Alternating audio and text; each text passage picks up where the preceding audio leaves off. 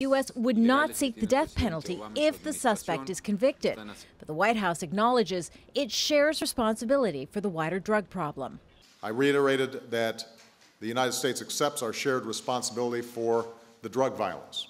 The U.S. acknowledgement of its role in the cross-border drug problem is being viewed as a step forward. The question is, are they doing enough to reduce consumption? Are they doing enough to stop the trafficking of weapons? The U.S. is giving Mexico more than $1 billion a year to help them fight the drug cartels. Washington hopes this will help turn down the temperature in its often heated relationship with an ambivalent neighbor. Kimberly Helkett, Al Jazeera, Washington.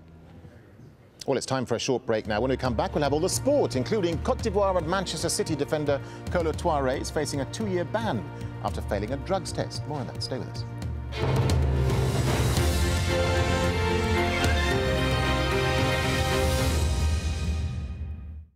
On the next Riz Khan Show, a barrier to peace. Former Pink Floyd star Roger Waters adds his voice to the calls for Israel to remove its wall in the West Bank.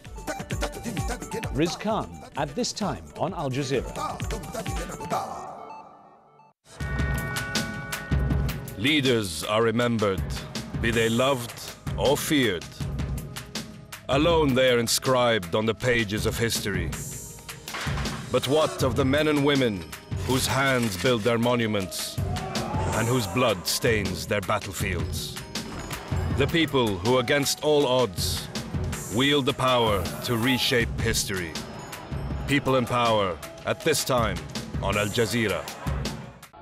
What Gaddafi has done, he dismantled or destroyed the system in the country. As chaos and violence sweep across Libya, they're living through fear, they're living through a nightmare. They're using ammunition, live ammunition.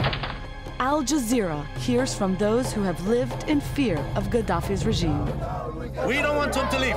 We want to arrest him. 42 years is too much. Libya, a state of terror. At this time on Al Jazeera. If you're a Nokia user, you can download Al Jazeera's news widget from Nokia's Ovies store. The news widget, available on compatible Nokia devices, gives users quick and easy access to real-time news updates from Al Jazeera English. See the world in real time. Al Jazeera Mobile.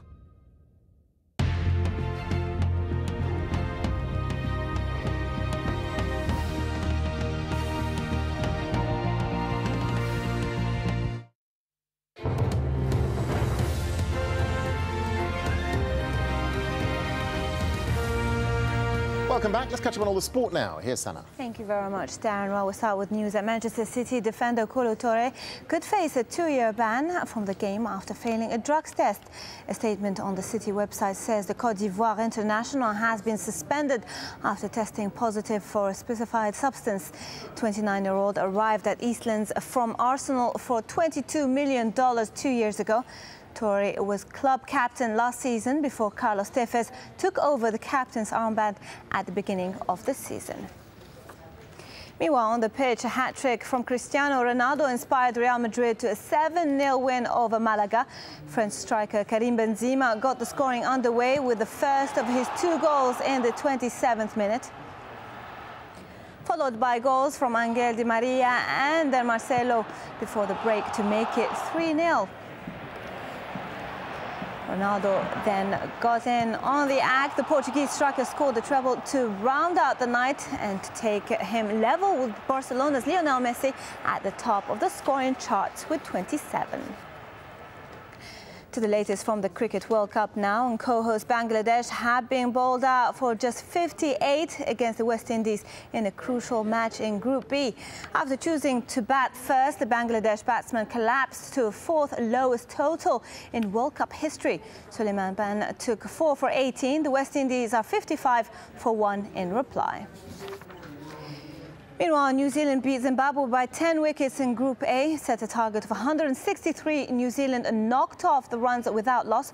Openers Martin Cupdale and Brandon McCullum hit 86 and 76 respectively for their team's 2nd win from 3 games.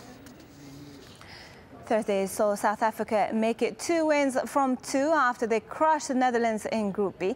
It was a much tighter affair in Colombo as Canada gave Pakistan a real scare in their Group A clash. Ray Cooker reports. Surely lightning couldn't strike twice, but just 24 hours after Ireland's shock victory over England, Canada's bowlers were also proving a point for the Associate Nations. This time it was Pakistan feeling the heat, as Canada, the lowest ranked side in the tournament, who had lost their 2 previous matches by a combined total of 385 runs, suddenly decided to up their game in some style, bowling out Pakistan for just 184.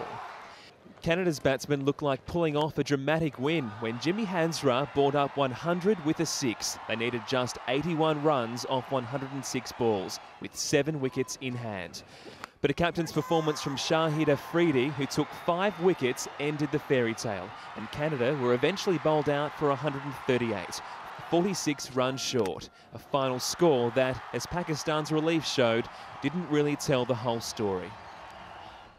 The day's other game was far more one-sided. South Africa's A.B. de Villiers hit his 2nd successive century as his team crushed the Netherlands by 231 runs. Ray Cooker, Al Jazeera. Well, negotiations to stop a possible NFL lockout next season have been extended by 24 hours. Players and club owners are in dispute over how to split the estimated $9 billion that the league earns every year. The owners want to increase their current 40% share. Whilst the players disagree, if they don't find a solution, the players will face the threat of a lockout, where the clubs prevent them from playing for the next season. To basketball now, where away matches are usually called road games. But this week, the NBA is taking a rather longer trip all the way across the Atlantic. Ashley House took the relatively short trip to East London's O2 Arena to find out more. On Friday and Saturday nights here at the O2 Arena in London, basketball history will be made when 2 regular season NBA games will take place in Europe for the very first time.